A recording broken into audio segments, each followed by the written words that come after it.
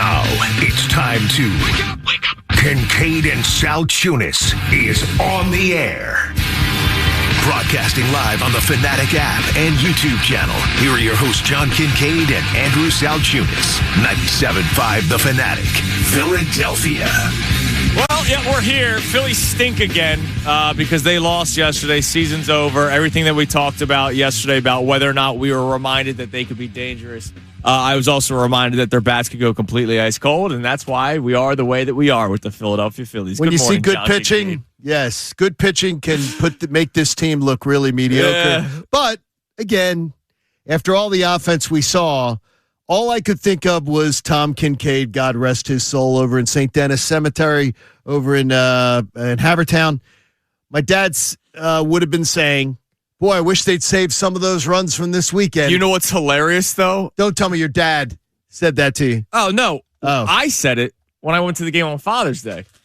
Because I said, damn it, they scored all those runs last night. I'm going to get like a 1-0, which I appreciate. You know that. I like those kinds of baseball games. But I did not think I was going to get any sort of offensive performance Sunday, which I did get. I got 6 runs, and I got Schwarber hitting the home run to the upper deck, and Bryce went yard. But yesterday they lose 4-1. That would have been a Tom Kincaid special that my dad and all of his brothers would have said, oh, geez. They're going to lose. They scored 10 yesterday, so you know they're not going to score today. I mean, it's a proven science at this point, Johnny. It's the Negadelphian in everybody that just carries over. I purposely don't say it. They put together 5 hits yesterday. Harper with another 2-hit day yesterday. He goes 2 for 4. Marsh hits a home run yesterday. Good timing. He'd been scuffling of late. And of course, the All-Star voting comes out yesterday. We'll update you on that later on this hour, but good timing for him to go yard. And that's where you need the bullpen, though. Marsh closes it to 2-1. That's where you need the shutdown inning. Yeah. That's where you need the bullpen to step up and say, okay, we're shutting things down. We're going to give you an opportunity here. And they didn't do that. You did not get that. So yesterday was the opener day. Don, your boy Donnie Baseball. John, what do you think about the opener? You like it? I don't, but I get what they're doing. Don Mattingly talked about it after the game yesterday. For now, moving forward, the 5th starter will either be left-handed opener, most likely Tim Meza, and if it's not a right-handed heavy top of the order, like what you can see with some teams, Alan Rangel will get to the traditional start. He was the first guy out of the pen yesterday. Pitched well, actually. 5 innings, 5 hits, 1 earned run. That's better than anything Andrew Painter has done for the Phillies this year. That's what I would say is that, see, I love that. I love that you came out with that. And that's like the fear-mongering. Like, there were people that misunderstood the assignment. Like, what are you going to do? What, you're just going to send down Andrew Painter? Who else do you have to call up? It's not about who's available in AAA. It's about getting Andrew Painter right for the long run. Andrew Painter in 2026, yeah, sure, we're talking about a World Series window, but what Andrew Painter is going to be most important for when it comes to the Philadelphia Phillies is 28, 29, 30. Let's get it right for what they've invested in Andrew Painter. Right. Get him right. He's supposed to be that next big piece for you moving forward once some of these big contracts are toward the end or at the end and over. So you need to get him right. And Alan Rangel, good for him, man. Pitched really well yesterday. 5 innings, 1 earned, as I mentioned. But you talk about Seth Johnson. He had the non-shutdown inning with 3 hits, 2 earned runs, and then the Phils end up losing 4-1. And that's it. That's where you need the thing is that's where you need the shutdown inning, and you didn't get it. And people are like, it doesn't matter. Like it wasn't on the bullpen. Look, dude, there are games you have to win in Major League Baseball where you scored 3 or less runs. There are games where your offense doesn't carry you, where you got to win a pitcher's duel. And last night, as soon as Marsh gets that for you, that's where you need to step up and have a shutdown inning. You didn't get it, but hey, it happens. Well, maybe because Duran wasn't available because he pitched back-to-back games with blowouts. He normally gets the 6th or 7th. I'm just just saying he wasn't available. It happens, and that's one that washes right off you. Yeah, and it should wash right off. And by the way, the next 3 games they better hit because the pitching that the Nationals will be throwing their way. Right-handed pitching, specifically, because Foster Griffin, a talented lefty, they're facing slop righties the next 3 games. They better hit well. I imagine, heavy left-handed lineup again for the Phillies, and hopefully they tattoo these next couple of guys. That's what I say. and then we'll forget that they lost 4-1 yesterday. Correct. It's that doesn't bother me. Honestly, losing one game, I'd rather see the night that Rangel had. Like, you want him to win. You're trying to make up ground on the Braves, but there's a good chance that you're getting a month's worth of this whatever Alan Rangel set up that you're going to get day to day. He was good in his first outing of the year against the Cubs way back in April, and he was solid last night, and that makes you feel like at least they can steady the ship. Yeah, look, we need competitive pitching. Like, even if it's 5 innings, 3 earned, I'm taking that. Right. You know what I mean? Like, I'm taking that. I like what you said, though, and it's important to note. That was better than what you were getting from Andrew Painter. Every outing. Bottom line. And that's what needed to be done. And that is not to take a cheap shot at Andrew Painter, because we are all rooting for Andrew Painter to do well. Absolutely. We want him to fix this. Nobody's dancing on his grave and hoping that he doesn't do well. We're hoping that Andrew Painter gets this thing figured out. Yeah. And but boy, was it impressive. Look, it'll all work out, get the offense going, and we'll see what they can do. I loved seeing all the right-handed pitching. It's so crazy, though, that if I don't know the starting pitcher for the opposing team, I go, is he a lefty or a righty? Yeah, that's where we're at. That's where we're at this point of the season is, there's a lefty on the mound. But next 3 games against the Nationals, 3 right-handed pitchers, 3 guys with ERAs over 5. The Phillies should be able to take care of business. And last night's game hopefully is just a blip on the radar. Big news in the world of basketball yesterday, and we will spin this into a Sixers conversation. The Giannis Antetokounmpo trade finally happened, and of course he goes to the Miami Heat because that's just how the NBA operates. I want to go somewhere. Okay, here you go. Go ahead. We'll send you to where you want to go, and we're going to get a bunch of draft picks hoping that we select you.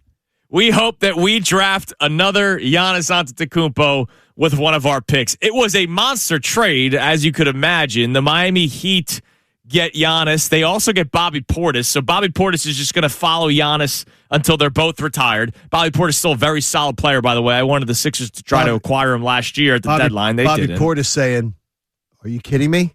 I go from Milwaukee to South Beach? Yeah. Hell yeah. And I just have to tag along with Giannis? This is awesome. The Milwaukee Bucks, on the other hand, they receive Tyler Hero, Jaime Jaquez. I think he stinks. I am not a fan. Kel Ware, Kasparas Yakuchonis, of course. What was that? Great pronunciation. What was that? Kasparas Yakuchonis. He has home court advantage in these names, Connor. Yeah, so as Connor and I were saying before the show, that's the marquee name in this trade. Is it really? The Lithuanian in the trade. Is it? No, the marquee names are players to be named later. They got the 13th overall pick in tonight's NBA draft. They already have the 10th overall pick, so they now have 2 picks within the top 13. And all the picks that followed were unprotected. So 2031 unprotected, 2033 unprotected. If you're the Miami Heat, or the Milwaukee Bucks, you're just hoping that by then Giannis is broken down and that team is no longer intact, and you are getting very, very high draft picks in 2031 and 2033. I think they got a good chance. It could happen. It's not a bad. To me, it's not a bad deal at all. Look at what the Bucks did last year. The Bucks sucked last year, so who knows what ends up happening. So Miami, they give up a bunch of picks and a couple of guys. The thing that's funny about this trade, and I promise we'll turn this into Sixers. I'm not trying to do ESPN radio here, Johnny. Please. The Miami Heat just got rid of all the guys that would play alongside Giannis well. So Miami gets Giannis, and they have Bam. I'll be really interested to see how that works. Oh, who's their point guard or shooting guard? They don't have one that's going to be competitive. So Miami has to make much more moves. They're going to make many more moves, I would imagine, this offseason, because I don't think this is a move that you just make and you sit in your hands after that. If you're Pat Riley, you're going to try to add to this team throughout the offseason. The Bucks stink. The Bucks aren't going to do anything. So that's a contender, quote unquote, off the books. Yeah. Because they have been. Were they a Giannis. Contender? I mean, they were worse than the Sixers this year. They're one of those teams that with Giannis, you can't write them off. They had Giannis, and they were worse than the Sixers. Yeah, because he played 30 games and was out. And I'm telling you, I would not have been shopping for Giannis. I don't get it.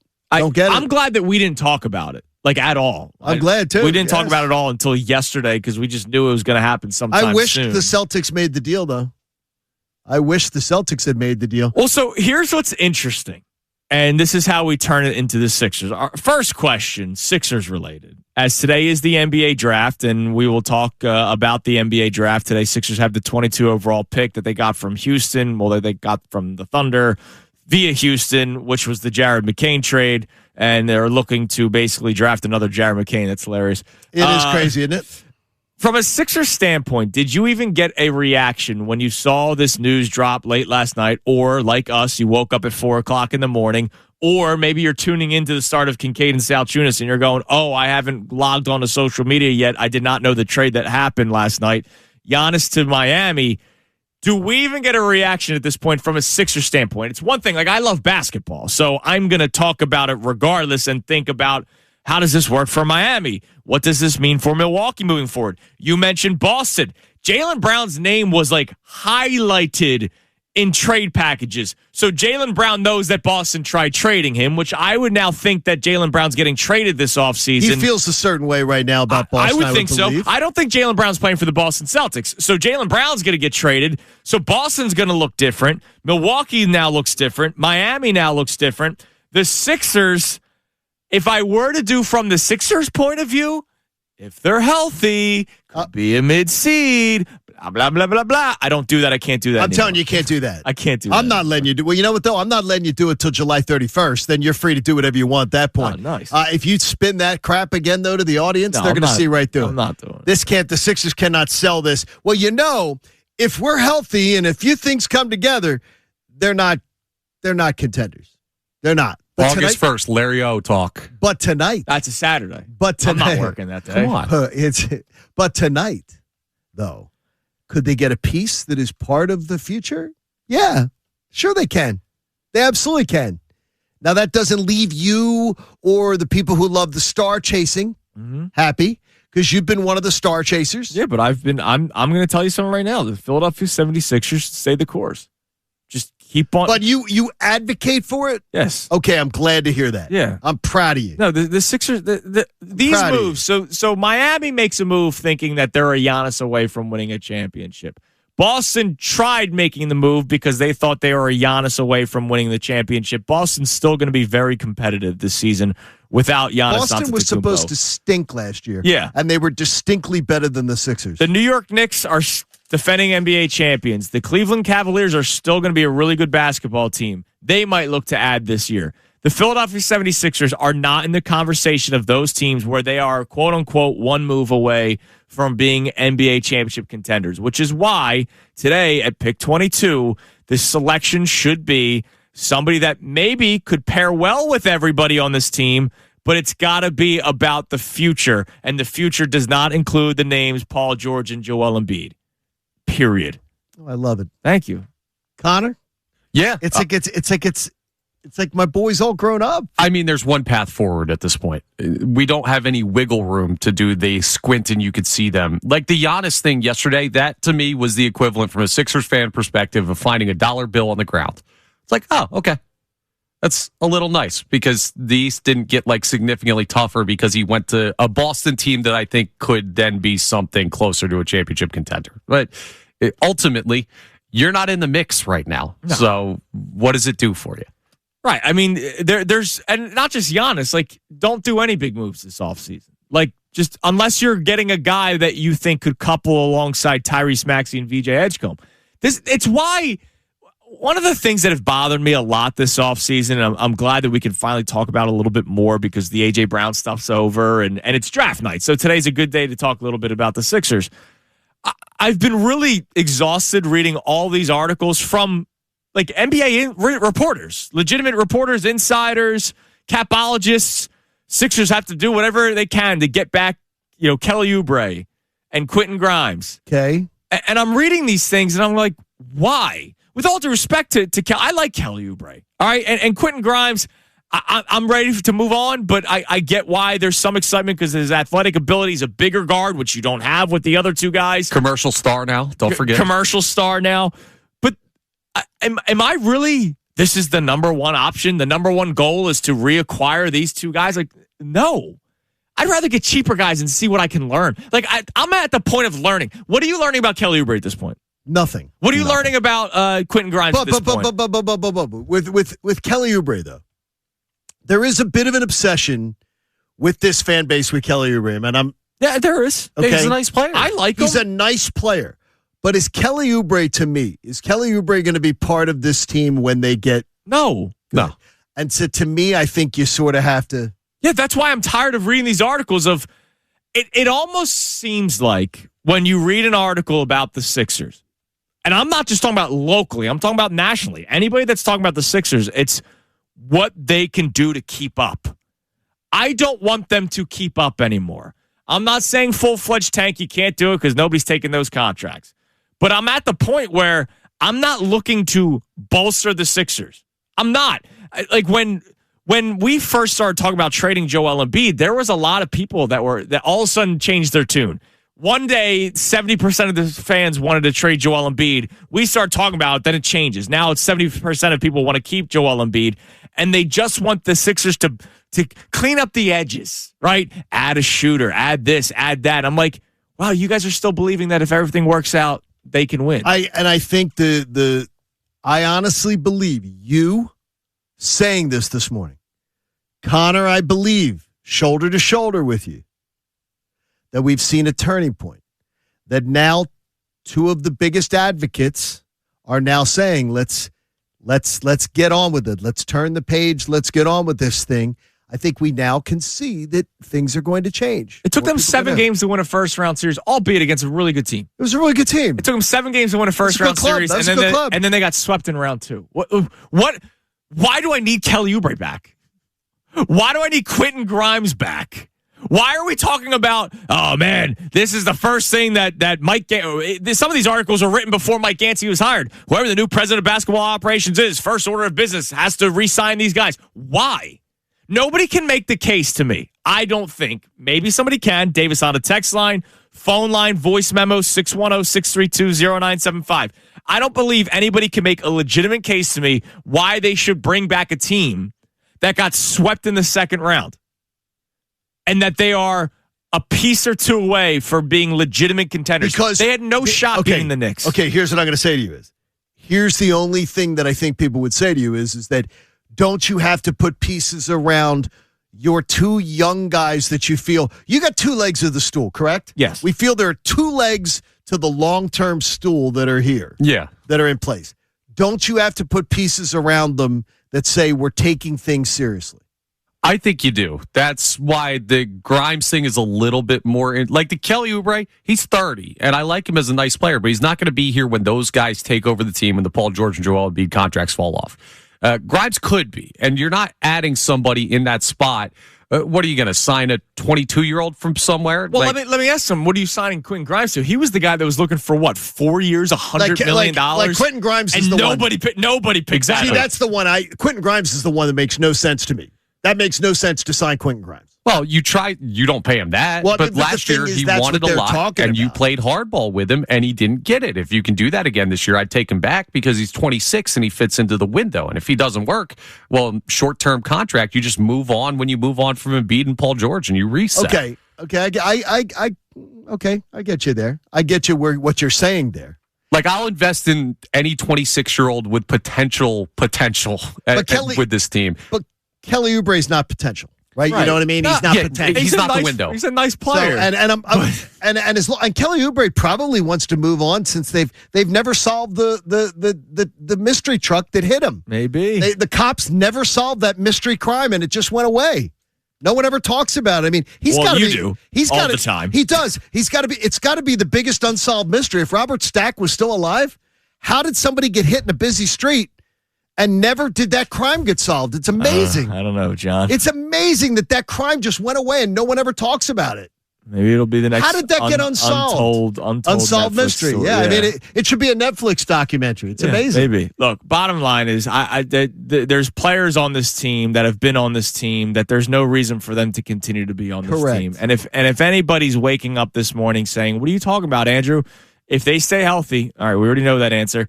But it's not about Embiid and George anymore. It's not. It's about Tyrese Maxey It's about VJ Edgecombe. It's what should have still been about Jared McCain. It's about the young pieces that should still be here, like an Isaiah Joe that isn't. But it's about resetting that. You made your mistakes. Daryl Morey's not here anymore. Mike Gansey is the guy that can hopefully start getting youth and depth to this basketball team. And any playoff win, because they'll probably be good enough to get to the playoffs, is just sort of an added bonus at this point. But it's all about moving forward post Embiid, post Paul George. Being in sweepstakes for Giannis Antetokounmpo made no sense unless you were moving off of one of those big bad contracts, right? Like, and there were people yesterday that were pissed.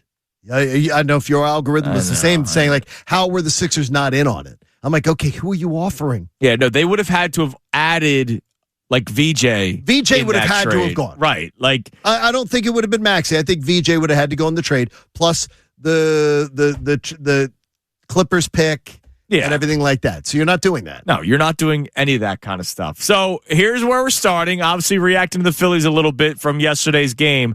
But from a Sixers standpoint, did you get any sort of reaction to the trade that broke late last night? Giannis Antetokounmpo officially going to the Miami Heat. The Heat get better. The Bucks are rebuilding. You now have the Heat, the Knicks, the Cavs. We'll see what the Pacers are this year with Tyrese Halliburton coming back. There's some competitive teams that the Sixers aren't. They're there, but nobody's really considering them a championship contender, right? So what do you want the Sixers to do this offseason? It starts tonight at the draft. And the draft is about the future, not about the now. Unless you think differently, let us know. 610-632-0975. Coming up next, 2 countries in action on the pitch yesterday, Johnny. None of them were the United States, but it impacted us in Philadelphia in more ways than many of you may think. It's Kincaid and Salchunas, 97.5 The Fanatic. Kincaid and Salchunas, 97.5 The Fanatic and 97.5thefanatic.com. 97.5 The Fanatic and 97.5thefanatic.com. All right, we will check the Davis Honda text line, phone line, voice memos coming up later on this segment, 610-632-0975. Did you get any sort of reaction from a Sixers standpoint when you read, or if you're tuning in just now and hearing for the first time, Giannis Antetokounmpo going to the Miami Heat? So Giannis gets what he wants, and the Sixers are who they are right now. And that's what my reaction is. All right, that didn't really change anything about the Sixers for me. It doesn't change whether I think they're contenders. It doesn't change whether or not I think they should add. It doesn't change anything. The course of action for the Sixers should be to continue to think about the future, not the edges. I heard a lot about the edges so far this offseason. Just fix the margins, the edges. Not Edgecombe. No. I want to hear about VJ Edgecombe. I want to hear about him, too. I don't really care about the edges of the roster with Paul George and Joel Embiid. If you want to talk about the edges of the roster with Tyrese Maxey and VJ Edgecombe for 2-3 years down the road, fine. I'll have that conversation. We can't talk about, hey, if the Sixers just get this and that, they might be contenders again. Look at what they did against Boston. Yeah, look at what they did against Boston. And then look at what they did the very next round. They played the minimum amount of games possible, and they were not the team that won. 610-632-0975. But last night, another big night for Philadelphia. Another big night for Lincoln Financial Field. France and Iraq had their match yesterday in group stage, and there was the major delay. The weather last night was absurd. Just like, I don't know, when did it start for you? I got it around like 5, 6 o'clock. Oh, it started earlier than that out in, because we're in the corporate apartment right now, and we're in Malvern. Okay. And it was probably around 4 after General Hospital. And so it was probably around 4:15, and it started. Dude, it was nuts. And it was nuts. Like nuts. Yeah, the lightning was crazy yesterday, which is why there was a delay in the game last night. So they finished the first half in like 49 minutes, 5 o'clock, 5:49 first half. They go to halftime. It was crazy. And then there was a 2-hour delay. They didn't resume the match until 8 o'clock last night. France eventually wins 3-0. Mbappe with 2 goals. Look at me, Andy Footy. But that's not the big takeaway for Philadelphians, John, because as awesome as it is that we are watching the World Cup in our own backyard, people found a way to turn last night's delay into another talking point. Yeah, we need a dome. This is why we need a dome. Who was saying it? all over. Okay, so how about this? I know there's a bunch. Like, who was like the number one? Kevin Cooney, of course, our buddy Kevin Cooney. He's been pushing that for a while. We love Kevin. Now look, Kevin doesn't like getting wet. I guess Kevin might be a cat. Maybe is what I'm figuring. Is he may be part cat, and many media members in town, I think, have just gotten way too freaking soft. Way soft. They say, "Oh, this is an exact reason why you need it," and it's like you want to be able to have big events. It's the freaking World Cup. We're having the events. They're already here. We're having the. Oh, I want to be able to have Final Fours. I want to be able to have a Final Four. Oh my gosh, please, dude, please. We do not need to have like the Final Four. First of all, it doesn't involve a Super Bowl. Doesn't involve you. Let me just tell you, as someone who's been to, I believe, 14, the Super Bowl doesn't involve the locals. They don't care about the locals. So if you think you're an Eagles season ticket holder and Jeffrey Lurie builds a dome and you believe that means you're going to get to go to the Super Bowl, that's crazy. Do you know how many people this year got to go to the Super Bowl by the home team? How about this? I went last 3 years, last 3 seasons. How many hometown fans got to go out of the season ticket holder base, on average, got to go to the Super Bowl? 300. Oh, no. 4,800. Okay. Build a dome then. And so I'm in. You sold me. So how many Eagles season ticket holders are there? A lot. 4,800 got to buy Super Bowl tickets. Who do you think is getting the Super Bowl tickets? Corporate America. Do you think Joe? People. Do you think Joe the Hoagie Mouth up in section? Whatever it is, 5. Well, I know what nice the numbers guy, are. Yeah, he's wonderful. We love him. He's one of our biggest listeners. Do you think he is like Jeffrey Lurie's going, I got to make sure we take care of the working man? No, they don't give a flip about you. What they're worried about is they're going to go, everybody who greases our pockets, we're going to make sure those tickets, there's like roughly 5,000 people. Yeah. All the corporate people get them. Here's the big deal. Jeff Lurie's been a freaking great owner. Do we all agree? Fantastic. Gold standard, great, baby. Like he is. He's a gold standard himself. He's an amazing owner. But I'll tell you this will be his only black mark that he leaves with as an owner. If he puts the blight of a stupid dome on this city. Oh, that's why the articles are already coming out about how great Julian is ready to take over. And by the way, he wants one. And if he wants one, he's getting one. But the bottom line is this, though. He's going to make you pay for it. He's going to make you pay for his pet project. He's going to make your tax dollars pay for his pet project. Now, if Mr. Lurie gets his dome and doesn't take local tax dollars, which, by the way, Robert Kraft didn't and Jerry Jones didn't. Every other owner did. So if Robert Kraft can do it and Jerry Jones can do it, I believe Jeffrey Lurie can do it. If he does that, I will absolutely, you know what I'll do? I'll even come, I'll record one and send it to you. I'll apologize to Jeff Lurie. That'd be nice. My bet is that he's going to ask for tax dollars to help build the dome that he wants to impose on this city. Like you said, for his pockets. I'm curious, for Eagles fans, forget events.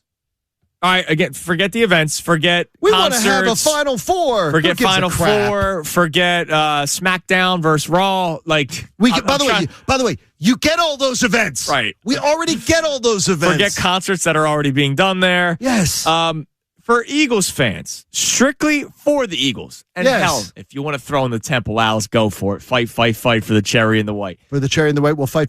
Do you actually want a dome for the Philadelphia Eagles or for the football teams that play in Lincoln Financial Field? To me, no, because I think it's part of the beauty of the sport.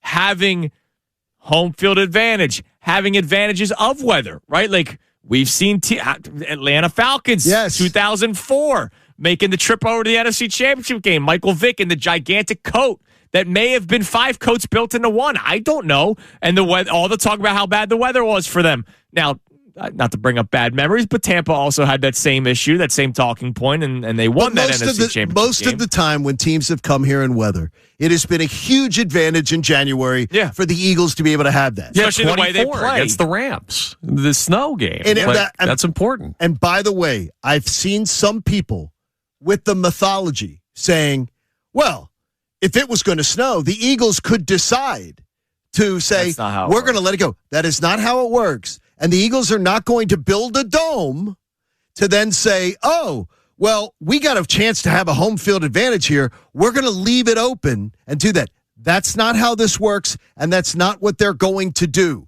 If you think that, you believe in the pixies and the fairies are going to come down and pay for your PSLs. Oh, by the way, there'll probably be some of those too. By the way, I watched episode 1 of House of the Dragon yesterday. Speaking of pixies and fairies. Incredible start to the season. Incredible start. I got to check it out. I didn't realize no spoilers. It was out. I won't spoil because I know the game. Is there a dragon?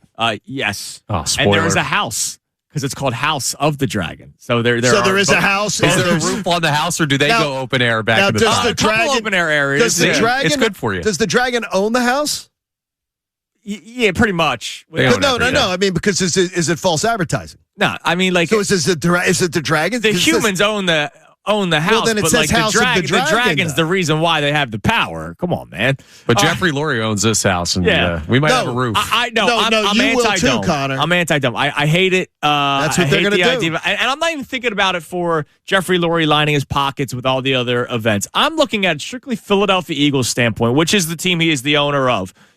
I don't see why this is a benefit to people other than people that just hate bad weather but love the Eagles. I am so, I like it again. And there's so many games where it's hot. I don't like being hot, and I don't like being cold. All right, let's check the Davis Honda text line. Field the Davis Service. Check them out in Burlington. Connor said they're coming in right away. Bunch of wussies. What do we got on the dome debate?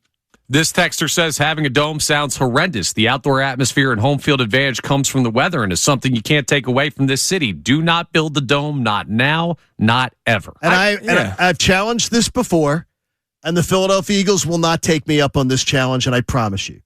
They did a survey of their ticket holders where they were asked about a dome. I promise you, they will not reveal the results to you. They will not reveal those results because I guarantee you the season ticket holders did not say, I'll guarantee you 40%, I'll guarantee you 35% of them didn't say build a dome. Nobody wants this antiseptic crap. I'm telling you, I've seen it. I've watched it. That being in the dome, it's terrible for football. It sounds horrible. So, from an Eagles standpoint, forget events. Yes, think about it. Think about the Eagles. Focus it on the Eagles. Last night, delay in the FIFA World Cup between France and Iraq because of the lightning.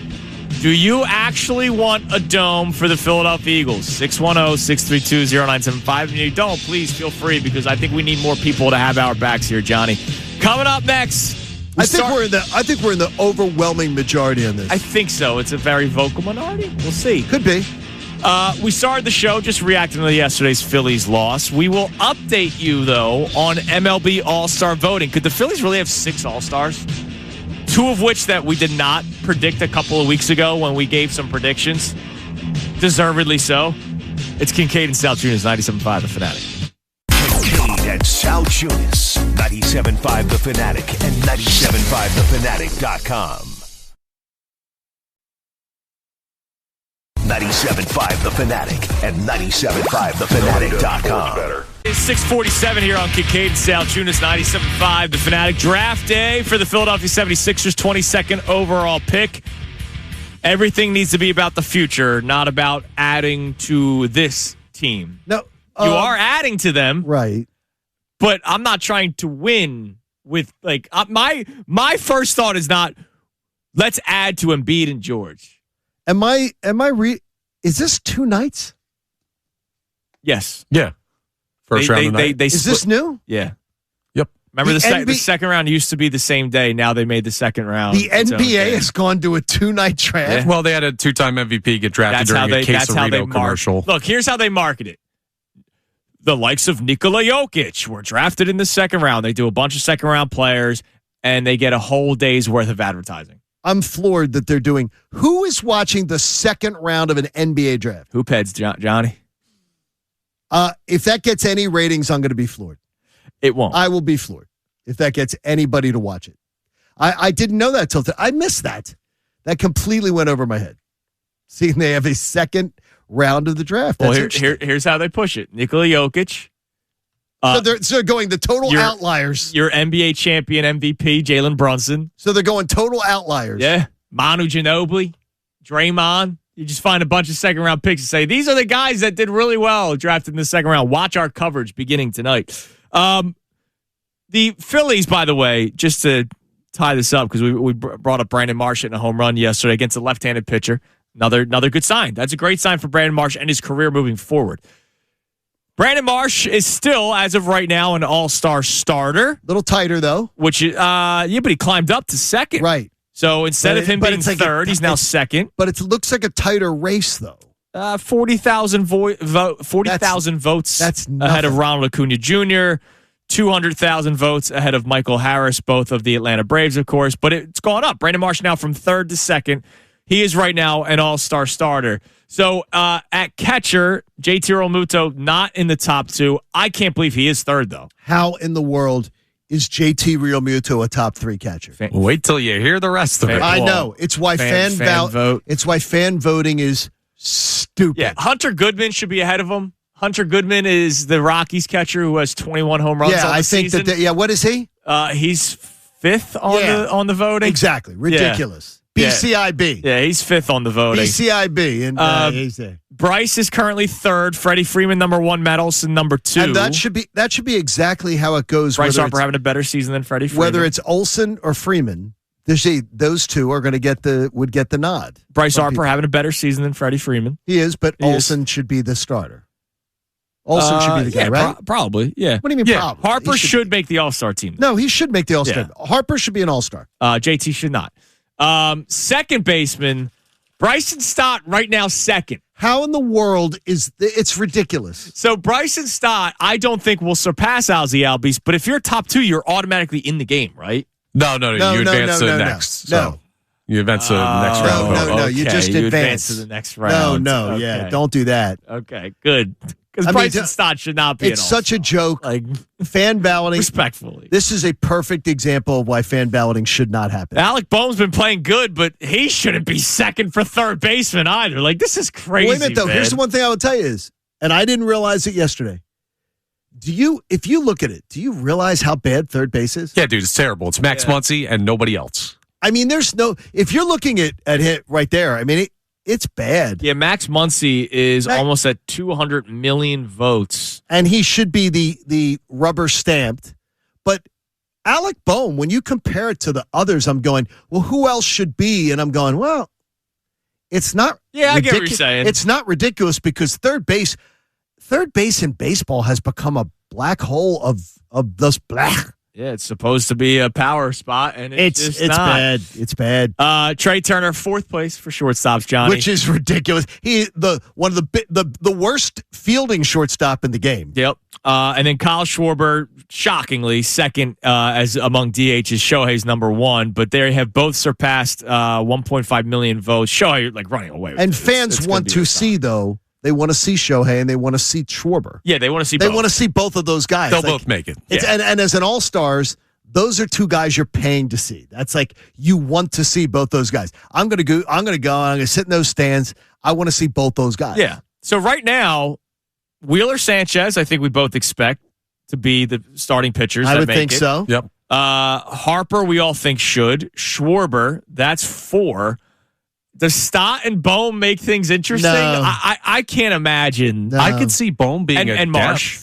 Marsh will be there. Duran will be there. Know what I think, Connor? Man. Connor, doesn't there have to be, and as the Locked On Phillies podcast, you may find it, you may know somebody. Isn't there some Swiss Army knife infielder that they would go, who's got to be more qualified than putting Boehm on the team? I mean, they could. It's a managerial decision, but if Boehm keeps going like he's going right now and third base is so weak, you're not going to just have one third baseman on the All-Star. I mean, it's a big roster. They're going to add guys. Boehm's on pace for like a 90 RBI season.